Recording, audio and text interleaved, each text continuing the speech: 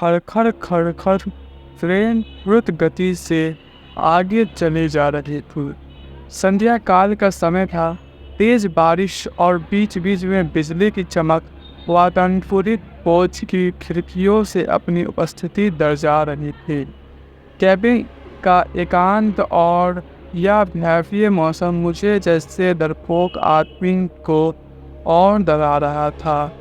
थोड़ी देर बाद गाड़ी की पहलियों को रफ्तार कम हुई और एक माध्यम से स्टेशन पर गाड़ी रुकी। बारिश इतनी ज़्यादा थी कि मैं स्टेशन का नाम नहीं पढ़ पा रहा था। मैं अपनी कैबिन में अकेला था और उस उधेड़बुन में था कि कोई सहयात्री आए जिससे वार्तालाप करते करते आगे का रास्ता आसानी से कटा जा सके, और एक अंदरूनी भय जो मेरे अंदर जागरूक हो चुका था उससे मुझे निजात मिल सके। तभी किसी ने कैबिन का दरवाज़ा खटखटाया और एक शांत सा दिखने वाला व्यक्ति कैबिन में दाखिल हुआ।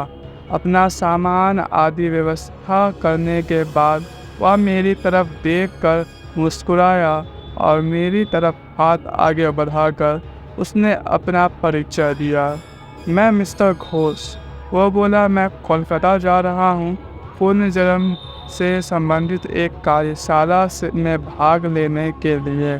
मैंने उसे बताया कि मैं कानपुर में व्याख्यापक के पद पर हूँ और पटना जा रहा हूँ। उसने कुछ खाने का सामान निकाला और मुझसे भी खाने हेतु आग्रह किया, किंतु मैं बहुत ही सशंकित व्यक्ति का प्राणी हूँ। ट्रेन में किसी अजनबी के द्वारा दिए गए खाने को लेना असंभव था मेरे लिए। मैंने बहुत विनम्रता से उसके आग्रह को ठुकराया। वो भी कम उस्ताद नहीं था। कस कर हंसा और बोला, संशय कर रहे हैं मेरे ऊपर? अभी तो कुछ नहीं देखी आगे क्या क्या होता है। उसके यह सब सुनकर मुझे सांप सूंघ गया, किंतु मैंने किसी तरह अपनी घबराहट को छिपाया। कोई स्टेशन आने पर वह उतरता और ट्रेन चलने के बाद किसी दूसरे कंपार्टमेंट में चढ़कर फिर आ जाता। पूछने पर बोलता कि बीच बीच में रेलवे की नौकरी भी कर लेता हूँ। थोड़ी देर बाद मैं और वह विभिन्न विषयों पर चर्चा करने लगे। उसने पुनर्जन्म से संबंधित बातें प्रारंभ की और पुनर्जन्म को अंधविश्वास बताया। थोड़ी देर बाद उसने मुझसे पूछा कि क्या आप भूत प्रेत पर विश्वास करते हैं? मैंने कहा, बिल्कुल। वो जोर से हंसा और बोला, यह सब बकवास है। मुझे भूत पर विश्वास था, किंतु वह भूतों के अस्तित्व को नकारता रहा। रात अपने यौवन पर पहुंच चुकी थी। चर्चा उपरांत में वातानुकूलित प्रथम श्रेणी के कक्ष में होने का प्रयास कर रहा था। अचानक मुझे ऐसा अनुभव हुआ कि कोई मेरे गले पर गर्म अंगाल रख रहा है। मैं हड़बड़ा कर उठा। कहीं कोई नहीं। मेरे अलावा उस कक्ष में मेरे वही से यात्री था जो सामने की बर्थ पर लेटा घोड़े बेचकर सो रहा था। मैं फिर सोने का प्रयास करने लगा। अभी आंखें लगी ही थी कि मुझे अपने पेट पर बहुत तेज दबाव और हंसने की तेज आवाज़ सुनाई दी। मैं घबरा कर उठा तो देखा कि सहयात्री व्रत पर नहीं था। लगभग 1-2 मिनट बाद वो आया और बोला, जनाब सोए नहीं? मैंने अपनी घबराहट रोकते हुए उससे कहा, अभी नींद नहीं आ रही। और मैंने अपने बैग से एक मैगजीन निकाली और पढ़ने का नाटक करने लगा।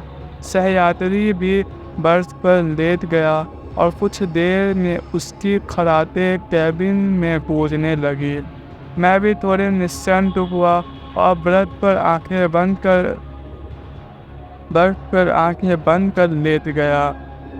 ट्रेन कभी धीमी होती, कभी रफ्तार पकड़ लेती, लेकिन मेरा दिल ने अब तेज़ रफ्तार ही पकड़ रखी थी। भय और घबराहट के कारण लघु शंका की इच्छा अपने आप जीवित हो जाती है और मैं टॉयलेट की तरफ मुड़कर जैसे ही मैंने टॉयलेट का दरवाज़ा खोला, वो सहयात्री मुझे अंदर दिखा और मैं चिल्लाते हुए अपने बर्थ पर की तरफ भागा। देखा तो वह सहयात्री इत्मीनान से अपने बर्थ पर सो रहा है। मैंने घबराहट में उससे जगाया। वो बोला, अरे क्या हुआ? ना मासूम लग रहा था, वो जैसे कुछ जानता ही ना हो। मैंने कहा, आप यहाँ भी और वहाँ टॉयलेट में भी। वह कुटिलता से हंसा और बोला, मैं कितने रूप में कहीं पर भी रह सकता हूँ। घबराहट के मारे मैं पसीने से तरबतर बिल्कुल निर्जीव सा खड़ा उसके सामने वह बोला, तुम्हें भूत पर विश्वास था ना? तुम्हें तुम्हारे विश्वास का प्रमाण देना था। तुम्हारे जैसे लोगों के कारण ही हम भूत पिशाच लोगों को अस्तित्व है। इतना कहकर वो मेरी आंखों के सामने से अचानक गायब हो गया। मैं डर के मारे अवक और निर्जीव सा अपने बर्थ पर बैठा था। तभी कैबिन के अंदर टिकट निरीक्षक आया। उसका चेहरा देखकर मुझे बेहोशी छाने लगी, क्योंकि यह वही सहयात्री था मेरा, और वह टिकट चेक कर मुस्कुराते हुए चला गया।